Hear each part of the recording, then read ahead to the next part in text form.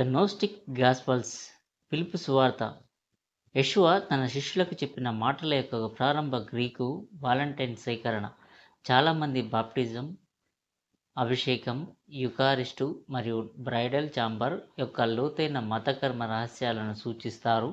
ఒక బానిస స్వేచ్ఛగా ఉండాలని కోరుకుంటాడు, కానీ తన యజమాని ఇంటిని వారసత్వంగా పొందాలని ఆశించడు. ఒక అబ్బాయి కేవలం కొడుకు మాత్రమే కాదు, కాలక్రమేణా తన తండ్రి ఆస్తిని కూడా తనే ఆక్రమించుకుంటాడు. మృతుల వారసులుగా ఉండాలని కోరుకునేవారు ఇప్పటికే ఆధ్యాత్మికంగా చనిపోయారు మరియు మరణాన్ని వారసత్వంగా పొందుతారు.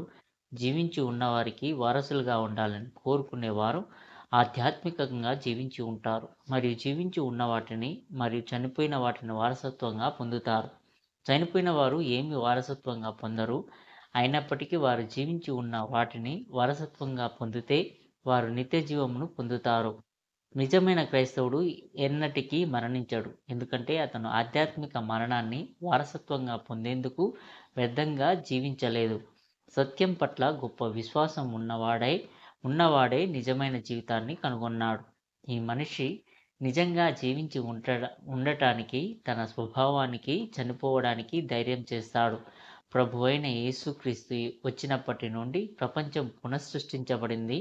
నగరాలు స్థాపించబడ్డాయి, చనిపోయిన వారు సమాధి చేయబడ్డారు. మేము యూదులుగా ఉన్నప్పుడు తండ్రి లేని వాళ్ళం మరియు మాకు కేవలం భూసంబంధమైన తల్లి మాత్రమే ఉంది. ఇప్పుడు క్రైస్తవులుగా మనం పరలోక తండ్రిని మరియు దైవిక తల్లిని ఆస్వాదిస్తున్నాం.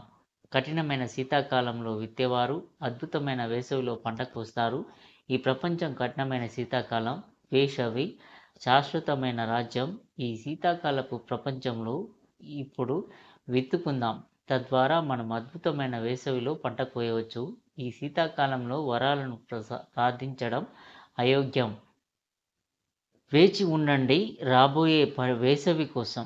ఒక మూర్ఖుడు శీతాకాలంలో పంట కోస్తే అతను తన దగ్గర ఉన్న మంచిని లాక్కుంటాడు మరియు నిస్సారమైన సబ్బాత్ లాగా ఉంటాడు. క్రీస్తు కొంతమందిని అప్పుల నుండి విడిపించడానికి మరియు మరికొందరిని వడ్డీ నుండి విడిపించడానికి వచ్చాడు. బహిష్కరించబడిన వారిని అతను విమోచించి తన సొంతం చేసుకున్నాడు. వారిని వేరు చేయడానికి తన సంకల్పం ప్రకారం వారిని ప్రతిజ్ఞ చేశాడు.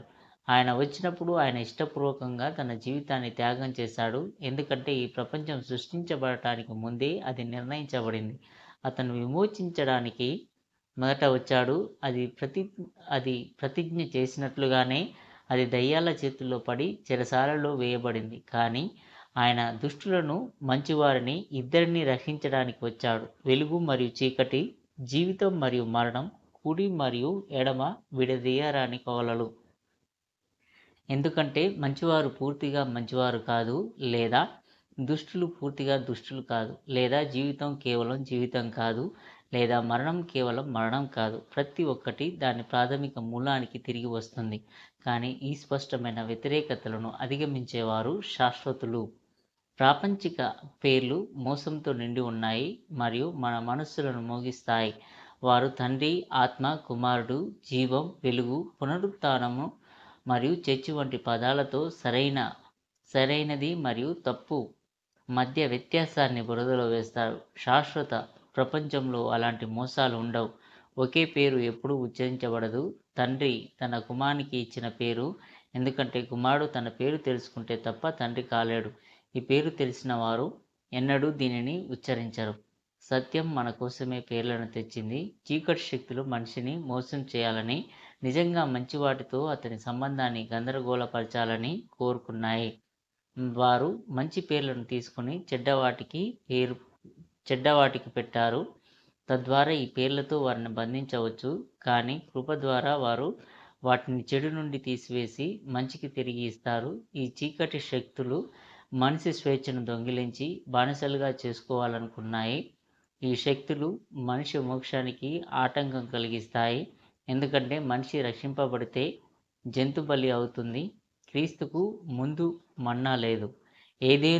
ఏదేనులో మందలను మేపడానికి చాలా పొలాలు ఉన్నాయి, కానీ మనిషిని పోషించడానికి గోధుమలు లేవు.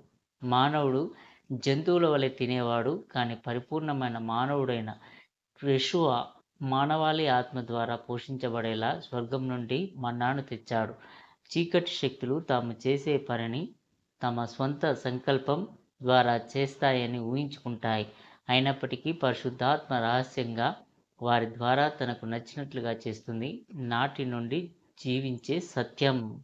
ప్రారంభం ప్రతి చోట విత్తుతారు. చాలామంది విత్తడాన్ని చూస్తారు. కొద్దిమందికి కొంత తెలుసు మరియు గర్భం నిర్మలమైనదని కొందరు వాదిస్తారు. వారు పొరపడుతున్నారు. స్త్రీలు పవిత్రాత్మ నుండి గర్భం ధరించలేరు. అది స్త్రీలింగం. దీని అర్థం మరియు తమను తాము అపవిత్రం చేసుకునే చీకటి శక్తులచే పవిత్రం చేయబడలేదని యెషువ తన శిష్యులతో, మీ తండ్రి ఇంటి కానుకలు తీసుకురండి, అక్కడ నుండి దొంగిలించకండి అని అన్నాడు. యెషువ మన ప్రభువు రహస్యనామం క్రీస్తు. ఆయన బయలుపరచబడిన నామం. సిరియాకులో దీనిని మెస్సియా అని అంటారు. నజరేయుడు అంటే దాచిన వాటిని బయట పెట్టేవాడు. మన ప్రభువు మొదట చనిపోయి తర్వాత ఆరోహణమయ్యాడని చెప్పుకునేవారు తప్పు. అతను పైకి లేచాడు, తర్వాత మరణించాడు. ఎవరు విలువైన ఆభరణాన్ని పెద్ద పాత్రలో దాచరు, కానీ తరచుగా మనం చాలా వస్తువులను చిన్న పనికిరాని పెట్టెలో పడేస్తాము. ఆత్మ విలువైనది, కానీ దాని మాంసం కాదు.